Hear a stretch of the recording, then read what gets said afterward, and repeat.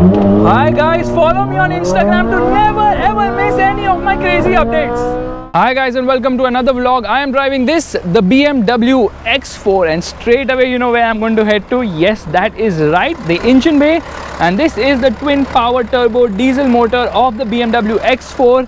And obviously you get a lot of strut bars. You can see it here, you can also see them there, you know, for good rigidity. And the engine is actually pushed closer to the cabin. This is for weight distribution. This gets 50-50 weight distribution.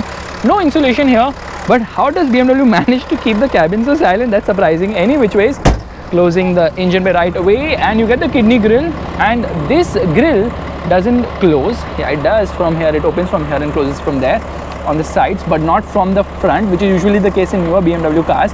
Front parking sensors, obviously the hood hasn't closed somehow. I'm finding it a little bit of an issue of closing the hood.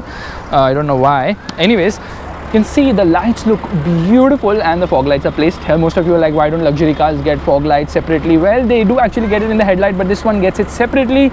And these are of course BMW adaptive LEDs.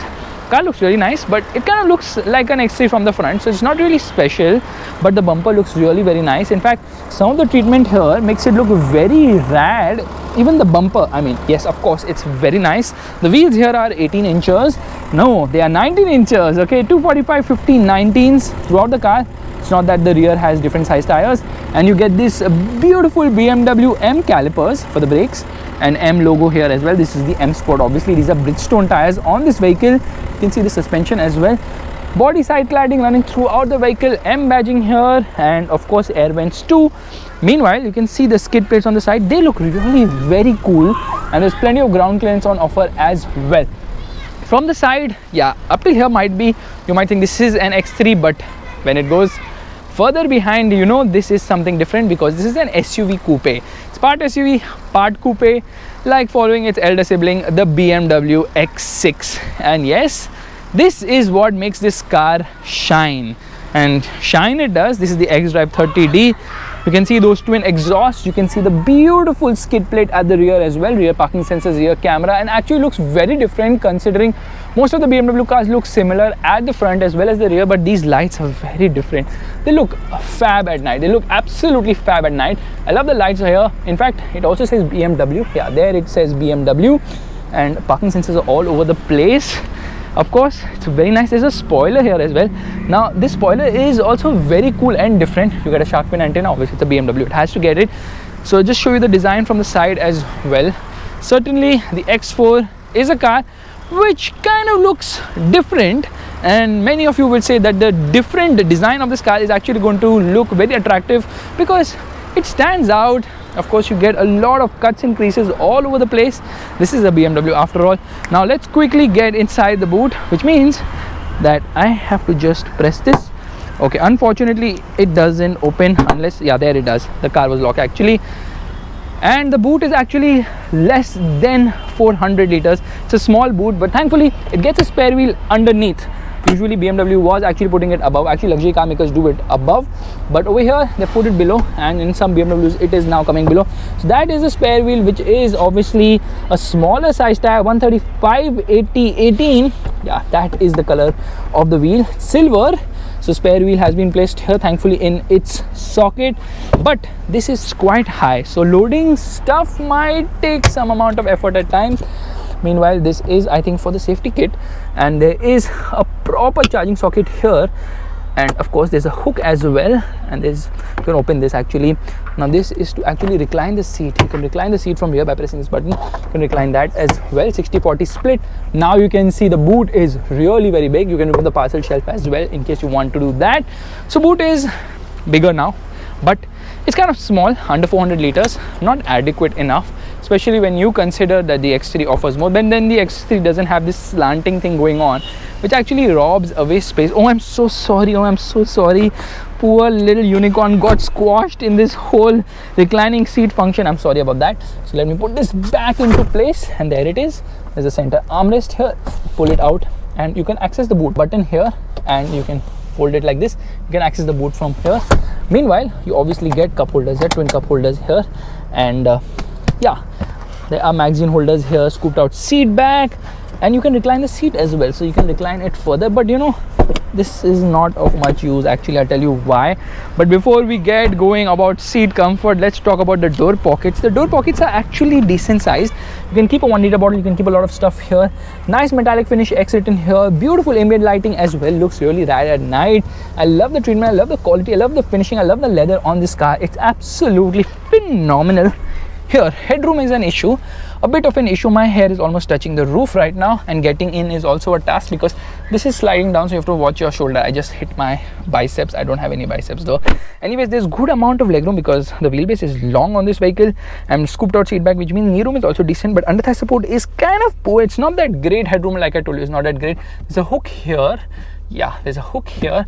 There are 2 lights here as well. And nothing on the roof as such because it gets a massive panoramic roof. Air conditioning here, and it gets its individual zone for the rear. So let me just use that right away. Yeah, so this is the air conditioning, turned it off, and there's a 12-volt charging socket here. There's space to keep stuff, but you really can't keep much stuff. Now obviously there is a transmission tunnel here, so 3 people can't really sit comfortably unless the third person is a unicorn who can just sit like this. And the cabin is actually wide enough so 3 people can comfortably sit in, but because of this thing, the hump here, it's not really comfortable. Plus the under thigh support is lacking, headroom isn't great. This isn't really a car for the chauffeur driven as such. Seats are comfortable though. I love the seat. The back support is nice. 3 adjustable headrests here, of course. So windows are small, which can kind of cause that claustrophobic feeling, but since this is the X4 having the X factor, it is all about driving, isn't it? So it doesn't get keyless entry, or rather passive entry. You have to press the button to open the car, and because it's an M Sport, it gets its M colors here. Massive door pockets at the front, like really massive. Now this is to open the boot. These are the power window controls, and these are the memory seat functions. So basically this is to lock or unlock the vehicle, and this is for memory seats. You can save up to 2 people's settings. And of course the seat is adjustable. You can also adjust the side bolsters using this button. Yeah, that is a cool trick, you know. And obviously you can adjust this as well. So there's good amount of treatment here as well. You can see on the accelerator as well as the brake pedal, there is some sort of a design happening here. There's a massive dead pedal there. There's space to keep stuff here as well, so you can hide some things from your wife. And obviously the seats are very nice. In fact, you'll never face an issue of under thigh support at the front because all you need to do is press this and you can increase the under thigh support both on the front seats. This is manually done, but still I really appreciate it. So of course everything seems fine and awesome in terms of design as well as quality. A lot of buttons here. Now these are obviously for the headlights, and this for the parking lights, and this is of course for the fog lights. Meanwhile the steering can be adjusted, but unfortunately it has to be manually adjusted. Now obviously it can be done both for reach as well as rake, but come on, we need electric adjust at this price point. Okay, now the door shuts with a proper thud. Under the front center armrest, there's space to keep stuff where I've kept my glares right now. There's a USB charging socket. There's a light here as well, which is a nice touch. The glove box is decent size. It's actually quite deep as well. Now the center console is massive. All right, now first things first, let me remove my phone and show you a trick. Now this is the other key of the car. All right, this is the remote key. Now what you can do, you can unlock the car, you can unlock the windows, rather roll down the windows, you can decide on the light function as well, and you can see the range of the vehicle, how much fuel it has, and you can also set timing for turning on the air conditioning and turning on the vehicle. It's a really cool key, but you can't move the car with this key, unlike in the 5 series and also the 7. Now it gets wireless charging here. Put the phone on charge. There the phone is charging. Of course it's the BMW cover. It's kind of got old. I think I need to get a Ferrari cover now. It's too expensive though.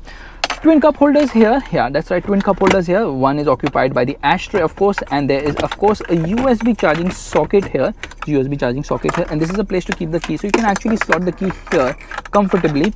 Meanwhile, this is the manual key of the vehicle. Yeah, the steel key, just in case the remote key stop functioning. All of a sudden we start getting that as well.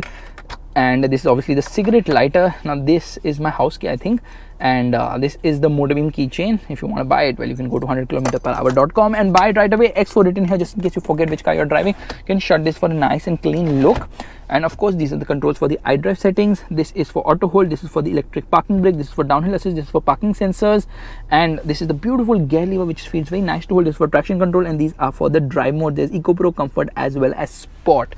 These are the controls for the air conditioning, dual zone at the front, one at the rear. These are the controls for the audio system. AC vents look really nice. This is the button to start the car. This is to turn on and off the auto stop start system, which is kind of irritating. This is the beautiful display which has a scratch guard right now. I don't know why. Okay, the scratch guard needs to be removed. And this is of course a touch screen unit. so which is a very nice touch. And and it looks very nice. It has plenty of features. The latest iDrive system is very slick. It gets gesture controls as well, and you can obviously use this, you can use this pad as well. So beautiful to operate. The voice commands, the steering feels great to hold. It gets this M badging here, 3-spoke unit. The horn is also very nice. These are actually the controls for the various audio functions, so you can actually decide which song is playing over here. You can change it, and because this is a digital display, this actually changes. Let me connect my phone right away. So here, if I want to play a song, what do I have to do? Well, it's already playing. All I have to do to increase the volume is use gesture control.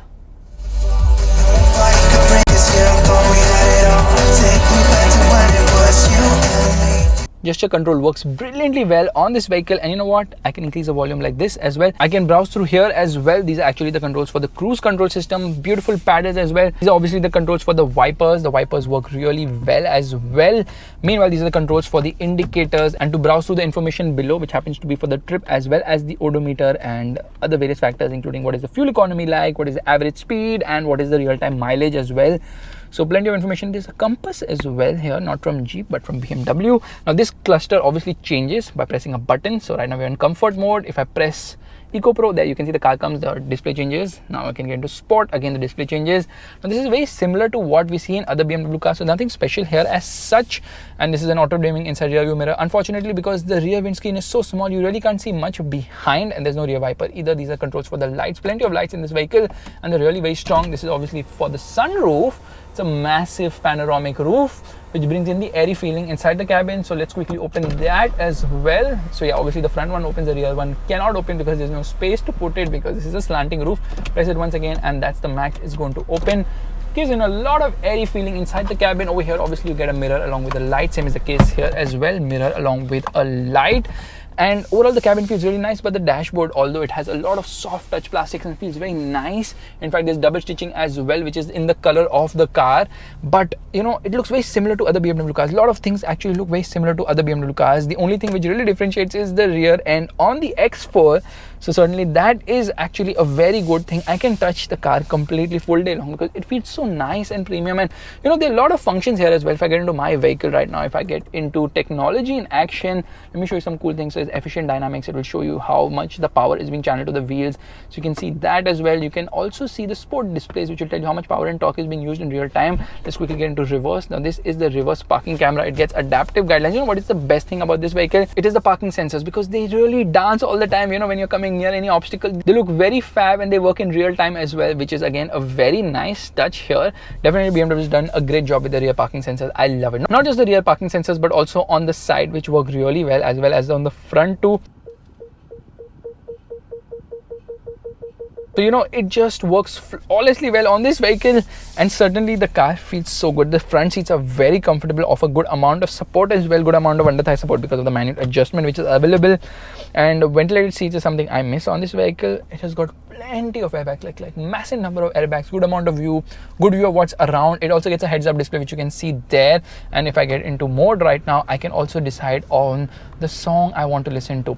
So I can change channels over there. I don't know if you can see it right now, but I'll tell you what, if I turn off the heads up display, which I need to go into menu, my vehicle, and then obviously into the vehicle settings, in the iDrive settings, there of course there's displays, and I can just turn off heads up display. Right now I'm just going to turn it off. Heads up display is turned off.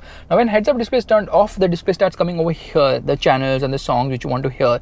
So either you can see it on the heads up display. If you turn it off, you can see it here. So that's again a very cool touch. But honestly, how is this car to drive? Well, let's get going right away.